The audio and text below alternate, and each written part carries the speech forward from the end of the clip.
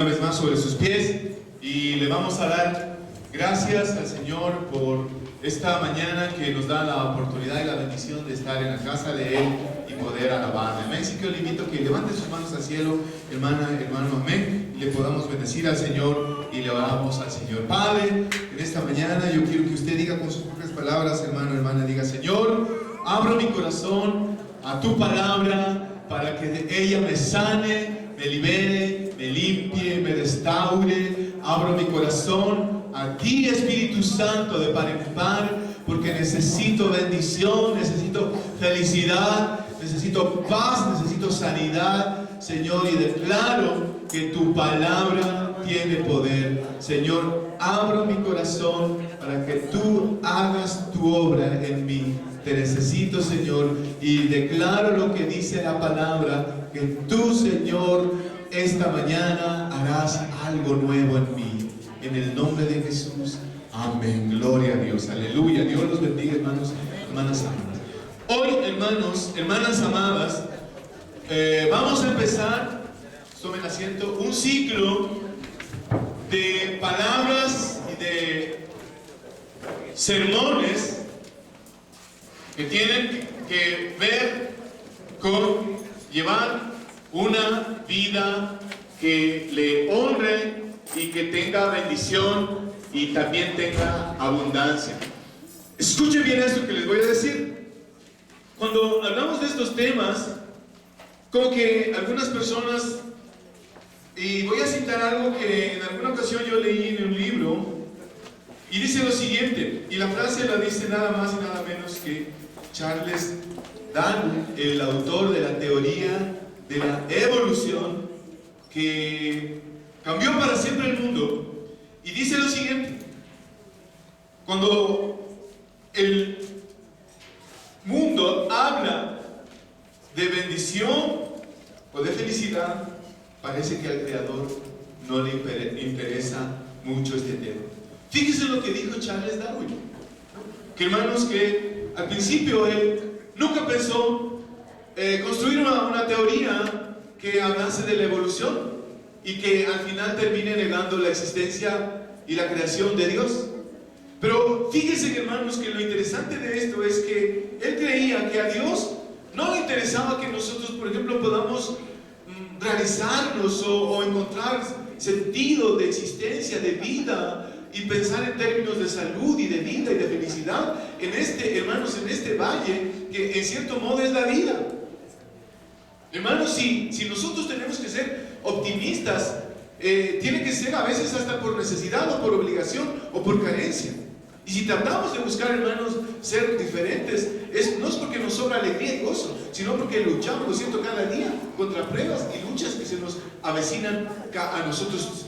Todos pasamos, hermanos, por tiempos difíciles y nos toca tratar, con la ayuda de Dios, de poner la mejor cara a las cosas que pasamos. Amén, hermanos. Amén. Sí, ¿no es cierto? Y debemos hacer esto con nuestra mayor fuerza. Entonces dice, hermanos, el libro de Génesis, el capítulo 25, el versículo número 7. Fíjense lo importante y lo interesante y lo maravilloso también que la Biblia narra y describe los términos, por ejemplo, humanos. Hermanos, la vida es corta. La vida es una historia pequeña. Hermanos, la vida es un reto, es una historia importante, hermanos, una historia gigante, pero muchas veces pareciese que estamos luchando en contra de todo lo malo, ¿no? Y que en cierto modo pareciese que no encontraríamos descanso. Y parte de eso tiene que ver, obviamente, hermanos, en que en cierto modo nosotros no tenemos expectativas, o por malas enseñanzas, hermanos, no podemos entender las dimensiones en las cuales Dios quiere moverse a través de nuestra vida y darnos felicidad y abundancia. Hermanos, miren, pongamos un punto claro. Vean, hermanos, a pesar de los adelantos médicos que el mundo ha experimentado, hoy el mundo es un lugar cada día más enfermo. Si no, vayan a ver los hospitales.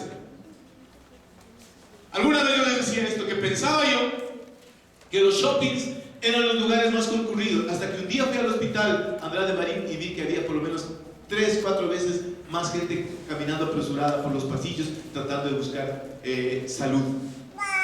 ¿no? Y dice, hermanos, una encuesta bien, muy reveladora. Escuchen esto, que en los Estados Unidos hicieron en Harvard una investigación y dice que el 40% de las personas que van a buscar ayuda médica en un hospital, con un médico, con un doctor, secreta u ocultamente están buscando detrás de eso, hermanos, el por qué se enferma tanto el ser humano.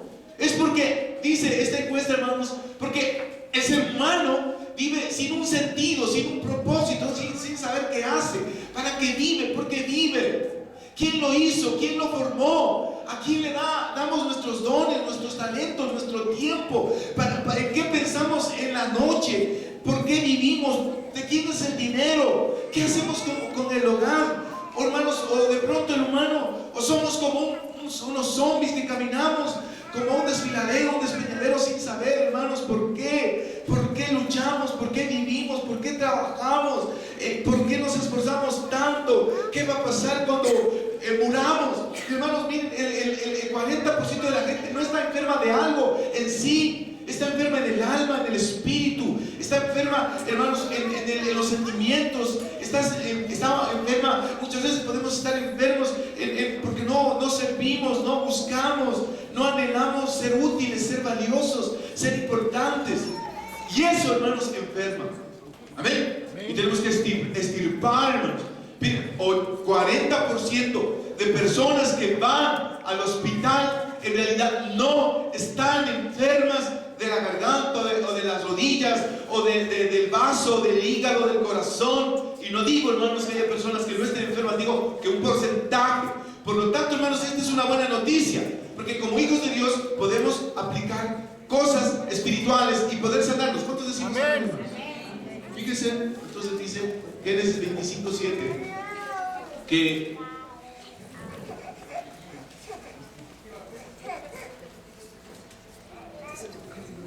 Abraham vivió 175 años y murió en buena vejez. Diga, buena vejez. Buena vejez. Ven, hermanos, cuando la Biblia dice que un hombre o una persona, una mujer, para no ser machistas, vivió en buena vejez, literalmente en el hebreo está definiendo, hermanos, que este hombre vivió una vida plena, saludable, abundante, exquisita. Y no fue perfecto Abraham. Fue un hombre pecador como nosotros. Fue un hombre con debilidades como nosotros.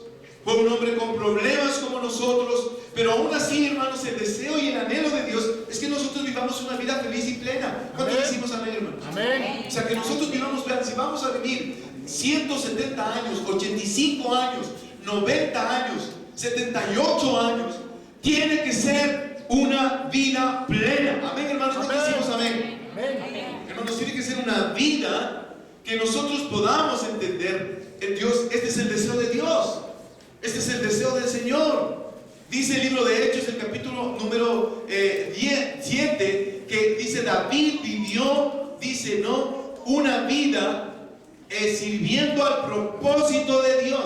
Fíjense qué importante, hermanos, entender que si una vida sirve a propósitos de Dios, obviamente uno de los pilares de esto es que las personas podrán vivir más años y alargar su existencia, que es lo que anhelamos.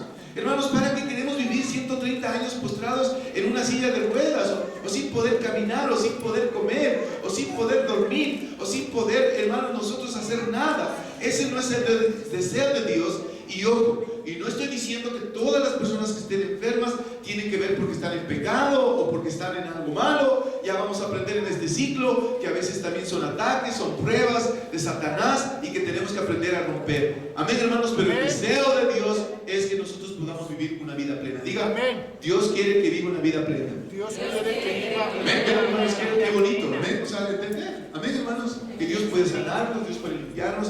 ¿Cuántos decimos amén, hermanos? Amén. Dios puede curarnos, Dios puede hacer milagros sobrenaturales. Hermanos, hoy más que nunca el mundo necesita el mover milagroso de Dios. Hermanos, hasta un medio siglo atrás, hermanos, los únicos que podían hablar de sanidad, de curación, eran lastimosamente brujos y hechiceros, porque muchas veces la iglesia había negado en algunos sectores la provisión de sanidad y de vida para la gente.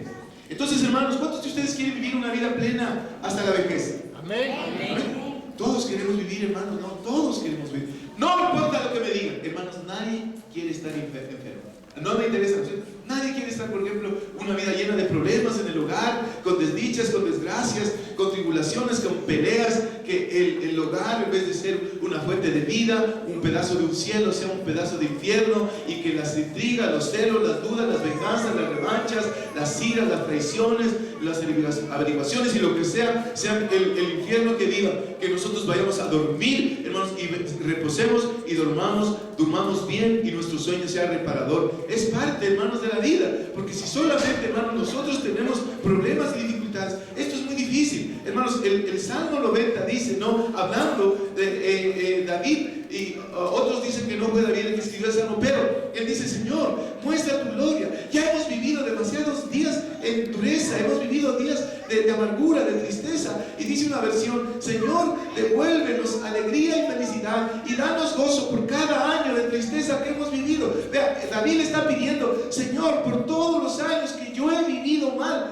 devuélveme años de alegría y felicidad. ¿Cuántos Amén. Podemos orar así, hermanos? Amén. Yo digo, hermanos, miren, muchos de nosotros hemos vivido infancias feas, duras, dolorosas, con carencias, en hogares disfuncionales, en pobreza, en hambre, sin un padre, muertes, abuso, sin cariño, sin ternura, no tal vez porque nuestros padres fueron totalmente malos, simplemente porque no conocían del Señor y por lo tanto no tenían la luz para guiarnos, o tuvieron tantos hijos que no se dieron la fuerza para curar y cuidar y proteger emocionalmente y afectivamente a alguien. Hermanos, la carencia de afecto, de amor, de cariño, de abrazos, de ternura en un niño, en una niña, es tan brutal y produce tanta anemia, tanta hambre, como si no nos diesen de comer comida física, hermanos. El que vivamos sin afecto, sin apreciación, sin significado, sin valorar, sin hacernos sentir valiosos, importantes,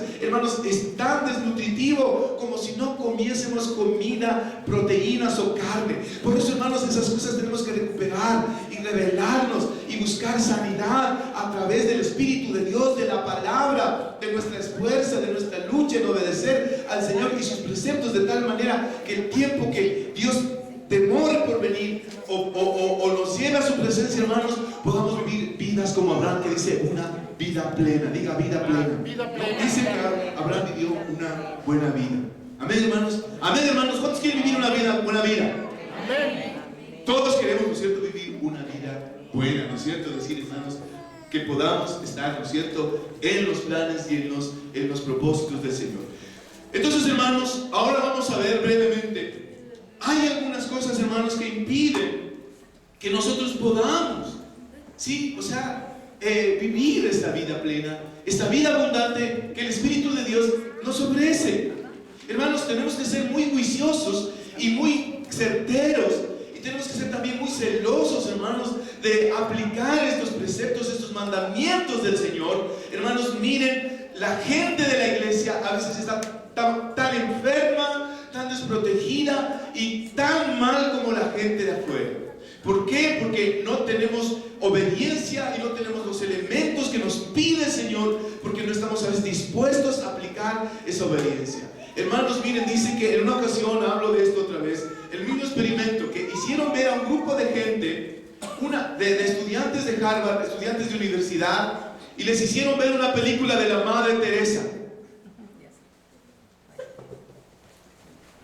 Ustedes saben quién fue esa buena mujer.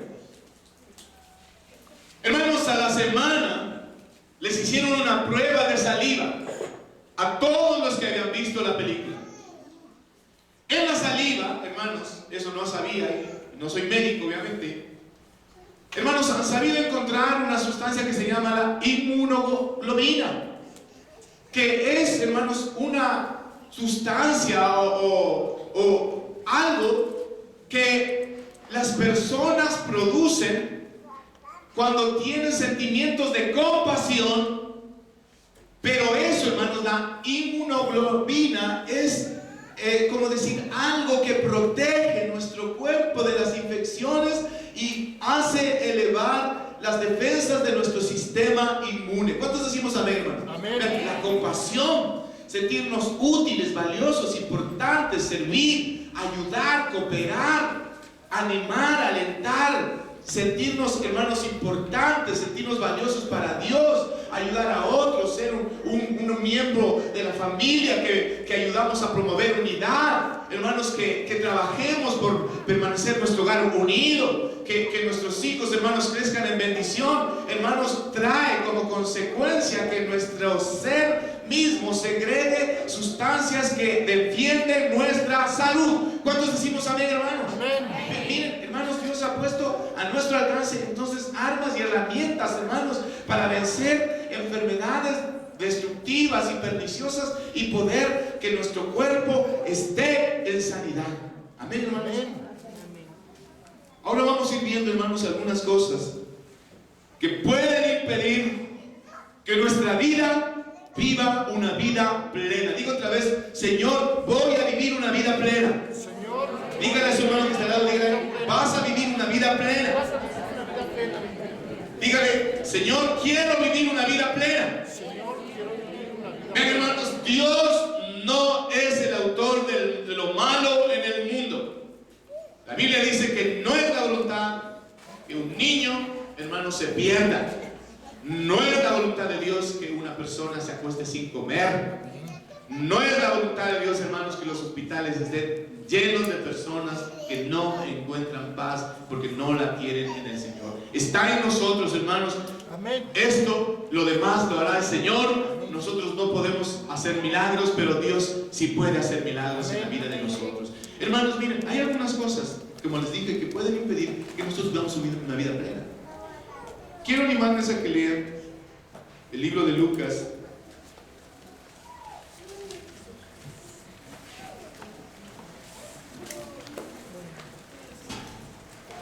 El capítulo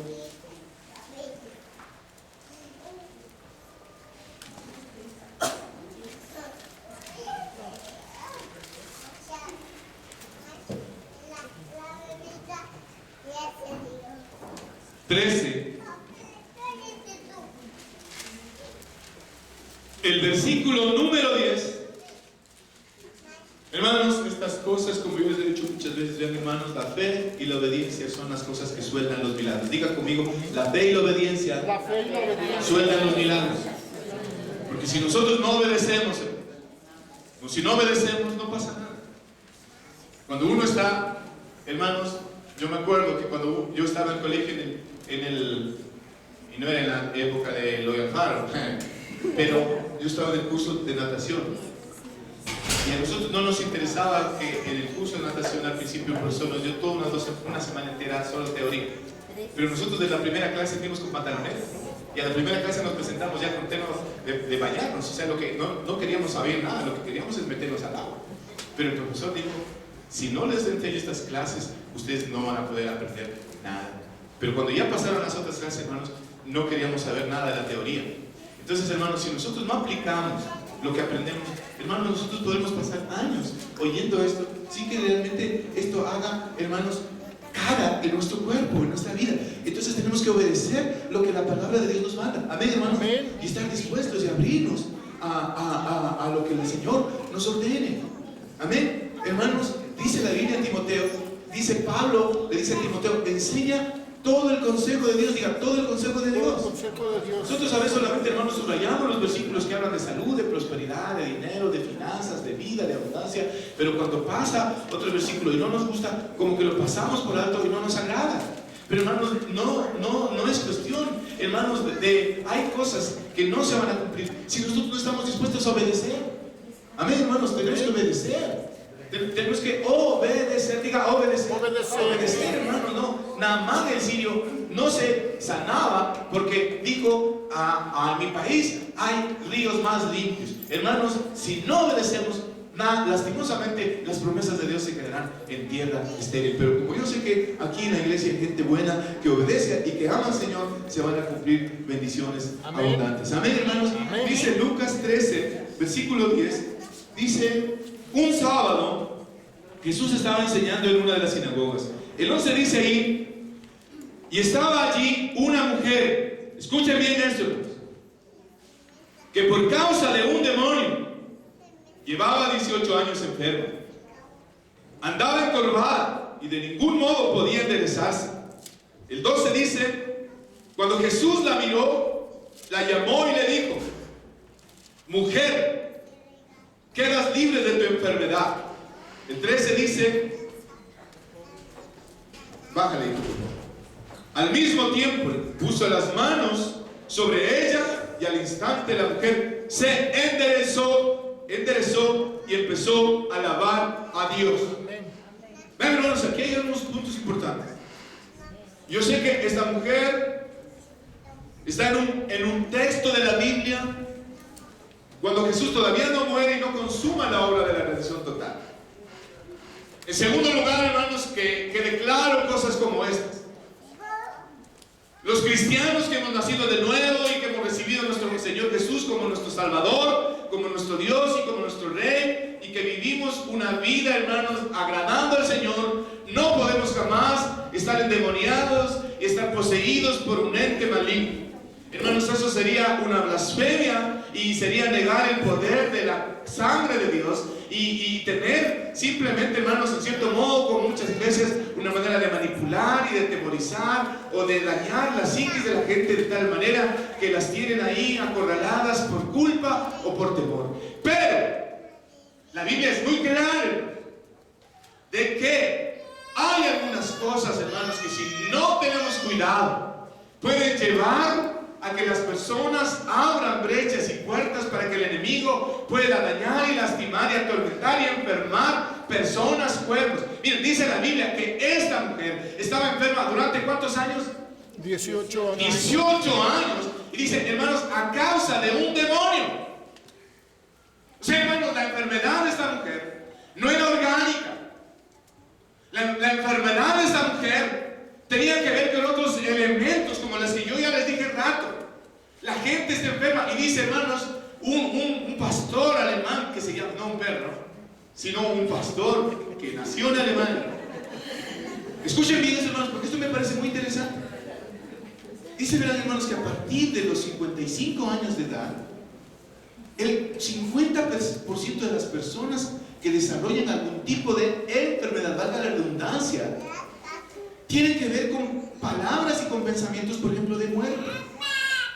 Me voy acercando a la muerte, tal vez ya mi padre murió, mi mamá, un hermano. Y cuando ya muere un padre o una madre, los que estamos en la lista de morir somos nosotros, en teoría. Aunque yo sé que el Señor volverá antes. ¿Cuántos decimos amén? Pero fíjense en esto. Entonces, si las personas se enferman diciendo me voy a morir, este achaque es porque me voy a morir. Hermanos, tenemos en nuestras manos el poder de liberarnos. Porque tenemos vida eterna. Dios nos cura, Dios nos limpia, nos bendice. Entonces, ¿qué tenemos que llenarnos? De fe, de esperanza, de alabanza, de adoración, servir, ayudar, no quedarnos sentados en la casa esperando la muerte, que nos vaya a ver alguien, hermanos, porque si nos quedamos ahí nos vamos a deprimir, nos vamos a angustiar, tenemos que salir, tenemos que caminar, tenemos que ayudar a otros, tenemos que pensar en otros, tenemos que venir a la casa a orar, a bendecir, a prestar nuestras manos, y van a ver, hermanos, que las enfermedades se van a ir en el nombre del Señor. Amén, hermanos. Ayer veíamos con mi esposa un testimonio hermoso de un hombre venezolano, cristiano, que toca el saxo de una manera hermosa, que se llama Pedro Eustache. Él dice, hermanos, que hace años atrás su hijita de 3 años y medio murió. Que ellos tenían subrayados todos los versículos de la Biblia que tenían que ver con sanidad. Pero aún así su hijita murió y dice, hermanos, nosotros lo único que queríamos es morirnos. Y el diablo nos decía una y otra vez, cierra esa Biblia mentirosa y farsante. Dios no existe, es malo, es perverso, no te quiere, no te ama. Si Él te amase, te hubiese amado, Él no hubiera permitido que tu hijita muera. Dios es un malo, es un cruel, es un perverso. Si Dios fuera bueno, no permitiese lo malo. Y dice, hermanos, nosotros estábamos a punto de maldecir y de renegar y de volvernos atrás. No, y dice, verán, que algún día yo sé que fe lo vamos a traer acá a la iglesia. Amén. Amén. Dice que Él inventa instrumentos. Y dice lo siguiente: una mina, es inútil, no sirve, no raya, no escribe, no hace nada, es inservible. Habla eso y coge una mina, o sea, ya, no es la mina, ¿cómo sería lo de afuera? ¿Cómo sería? El estuche, ¿no? Hermanos, y empieza a tocar, ¿no? La mina de un espero la ha hecho flauta y la empieza a tocar y a entonar, porque él inventa instrumentos. Entonces la mina que, hermanos, uno la bota, la cogió y la empezó a tocar. Y él decía lo siguiente: todos somos útiles, valiosos, importantes y nacimos con una misión en la vida. Y si usted no hace eso, hermanos, nadie lo podrá hacer. Esa es una ley. Entonces, vean, cuán importante, hermanos, es que nosotros podamos abrir nuestro corazón, ayudar, servir, cooperar, hacer nexos. La mayoría de las enfermedades es porque la gente está, hermanos, y fíjese. Entonces, en primer lugar, breve y rápidamente, hermanos, si esta mujer, vean, hermanos, hay una relación directa entre muchas enfermedades y la tenacidad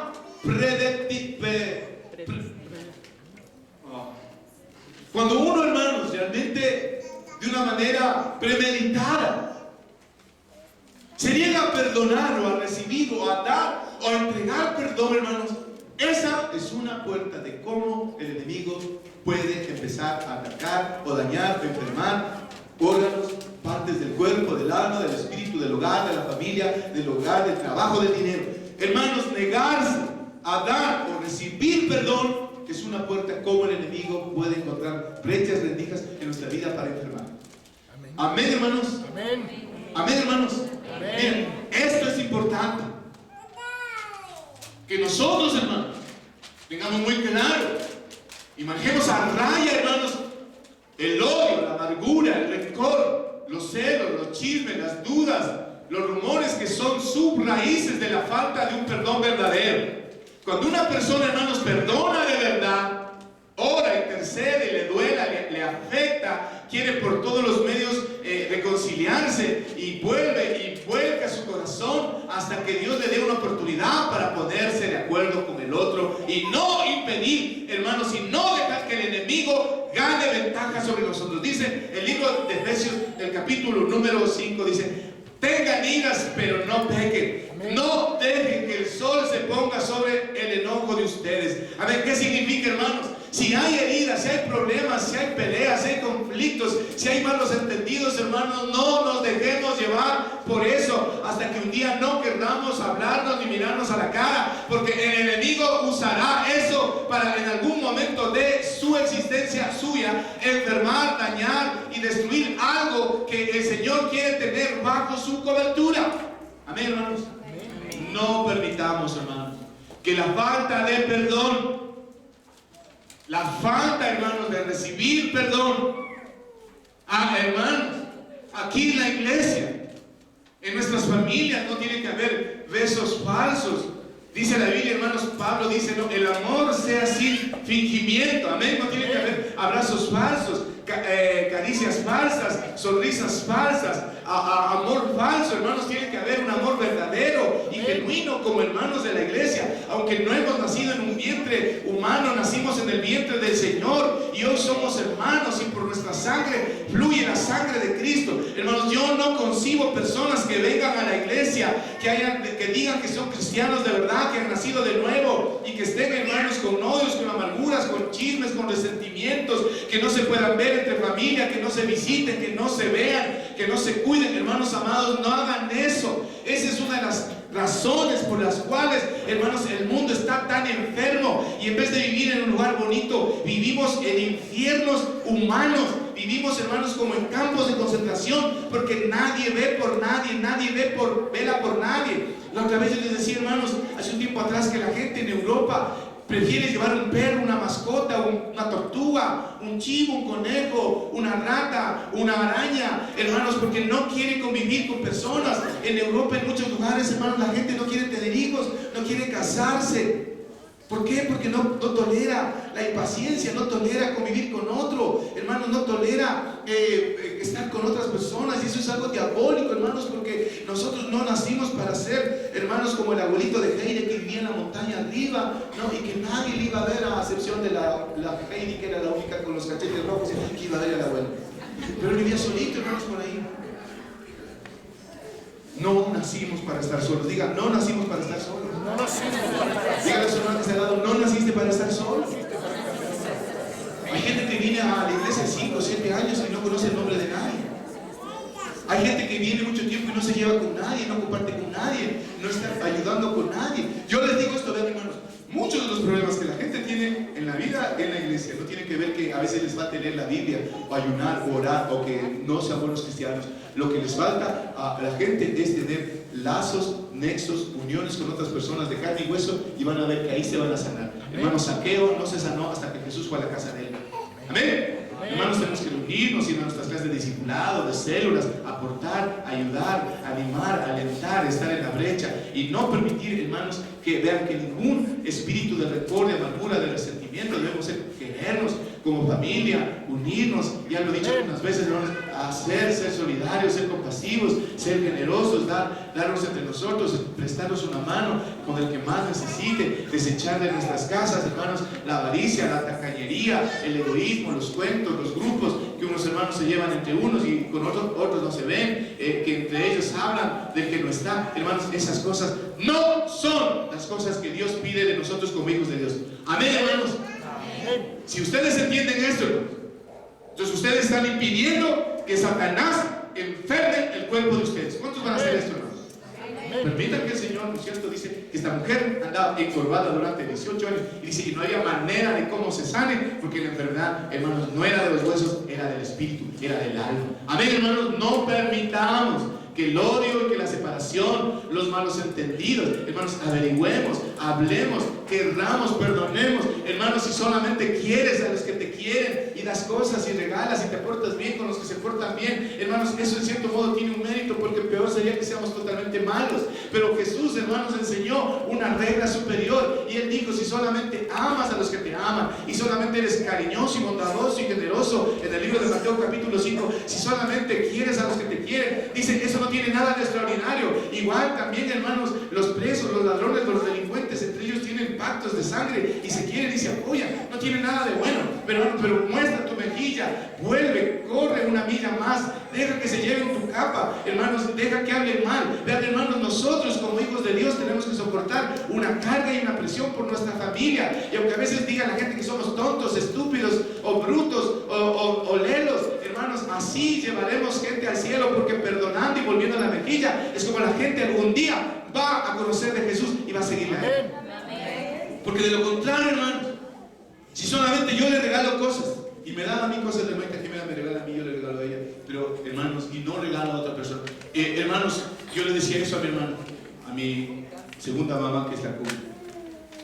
Hermanos, si nosotros no podemos dar la mano a otros que nos tratan mal o que no nos quieren, hermanos, eso se vuelve como un amor prostituido. Porque la persona que va a buscar una prostituta, no insultando a ello, paga, y la otra le da un servicio. Entonces, cuando nosotros, hermanos, solo lo amamos por interés, porque nos quieren o porque nos dan cosas o porque son generosos o porque se portan bien, y cuando algo pasa, hermanos, y ya rompemos, ni averiguamos, ni hablamos, ni ponemos, hermanos, en duda algo, o nos enteramos y ¡pum!, se acabó todo. Hermanos, así no es el amor. Eso no es amor. El amor crece, hermanos, de tal manera que un día tenemos que amar a pesar de las heridas que otros nos causen. Así, hermanos, impediremos que Satanás tenga acceso a nuestro cuerpo y a nuestra casa. ¿Cuántos decimos amén, hermanos? Amén. Pero, hermanos, si la gente de nuestra familia mirase que todos los cristianos obrásemos así, hermanos, nuestras familias no tendrían tanta necesidad que le estemos retacando y predicando cada vez que los vemos. Ellos verían nuestro ejemplo y querrían venir a la iglesia, porque dirían: yo quiero ser como tú. Y si el Dios te ha cambiado a ti, que eres chismoso, metido, avaro, tacaño, malo, así te ha cambiado el Señor, entonces yo quiero a tu Dios. ¿Cuántos decimos amén, hermanos? Esa es la clave, ¿no es cierto? Que ahí estamos nosotros, hermanos, haciendo eso. Entonces, hermanos, diga: no me voy a negar a dar perdón. No me voy a negar a dar perdón. Mucha gente está enferma porque se niega a perdón. Amén. La Biblia dice clarito, ¿no es cierto? Amén. o a dar honra. Si ustedes, hermanos, se dejan vencer por el orgullo, el capricho. Yo pregunto, hermanos, ¿quién es más generoso? ¿Un rico o un pobre? ¿Quién es más humilde? ¿Un rico o un pobre? ¿No? El agradecido. Amén.